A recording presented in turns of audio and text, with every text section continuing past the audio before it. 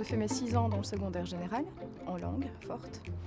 Et je me rendais compte que les langues me plaisaient, donc je savais que je voulais travailler dans le domaine des langues. J'ai commencé la traduction à l'EI à Mons, donc j'ai fait 1 an dans la traduction. Je me suis rendu compte que ça ne me plaisait pas, pour plein de raisons. C'était un manque de communication avec les autres, un manque d'échange, on était souvent isolés. J'ai pris le courage de parler à mes parents, de leur dire que je voulais absolument rentrer dans l'enseignement puisque je ne me voyais pas faire autre chose. Et c'est là que j'ai commencé mon régionda en anglais et néerlandais. Le travail en équipe, c'est ce qui me motive le plus. J'ai la chance de travailler avec une de mes collègues ici à l'école en particulier, les autres aussi, mais celle-là particulièrement. On travaille en parallèle, donc on a les mêmes classes. On a une classe de 2e, on a une classe de 1re, on a une classe de 3e et on fonctionne ensemble. Donc on construit notre cours ensemble. On se voit après les cours, on échange beaucoup. On va chercher un petit peu à gauche et à droite tout le matériel dont on a besoin.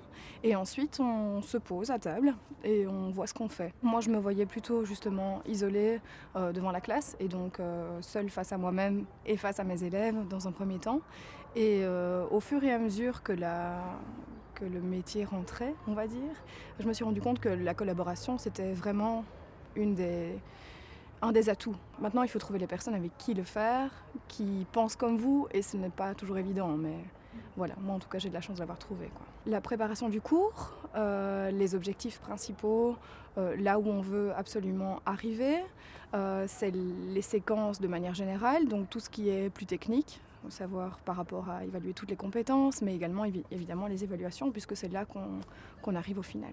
Dans le milieu dans lequel je travaille, c'est super important parce que on a devant nous des situations très difficiles à gérer. Et si on n'est pas une équipe derrière pour les accrocher, pour leur dire attention, on s'inquiète pour toi, tiens en maths ça va pas bien, qu'est-ce qui se passe, est-ce que tu peux m'en parler, est-ce que tu veux que j'en parle à ma collègue, et que les collègues soient réceptifs aussi. Je pense que c'est super important. Nous, ce qui fait notre force, en tout cas dans l'enseignement au CFA ou l'enseignement professionnel, c'est cette force d'équipe.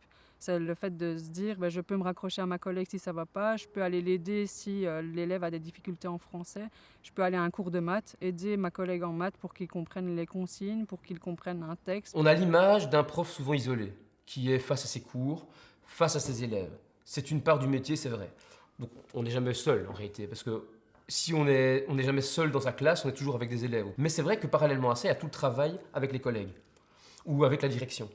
C'est vrai qu'on se rend compte qu'on ne peut pas fournir un travail de qualité si on est totalement isolé. Concrètement, ce qu'on fait ensemble en tant qu'enseignants, c'est essayer d'élaborer des projets communs. Des voyages par exemple. Alors c'est vrai qu'un voyage, ça ne se fait pas seul.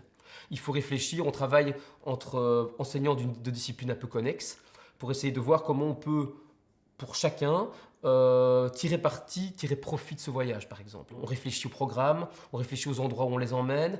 Alors, se dire, tiens, ensemble, quand on se réunit autour d'une table entre enseignants, on se dit, tiens, où pourrait-on les emmener où ils n'iraient pas sans nous? Parce que finalement, il faut se dire, qu'est-ce qu'on pourrait leur apporter? Et ça, c'est un vrai travail collectif. On ne peut pas, actuellement, à notre époque, scinder les cours. Ou trop les scinder. Il faut se dire, tiens, on est dans un enseignement, je donne cours d'enseignement général. L'approche généraliste, c'est dire quoi? Tous les cours, ils forment une unité. Ils doivent former une unité, en tout cas. Par exemple, on peut, dans certains établissements et dans le mien en particulier, on travaille sur des travaux de fin d'études.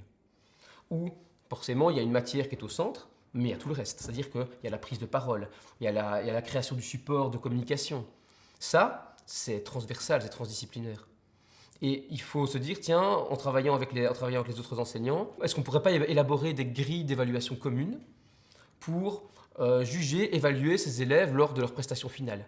Et y travailler ensemble, c'est-à-dire les évaluer ensemble. On voudrait vraiment pouvoir se dire, tiens, maintenant, on va pouvoir à certains moments de l'année se rassembler et pouvoir évaluer les élèves ensemble. Ça, c'est une vraie partie du travail collectif. C'est en train de se développer, hein. C'est pas toujours facile parce qu'il faut trouver, alors il y a un paramètre important, c'est qu'il faut qu'on nous libère des moments aussi pour ça.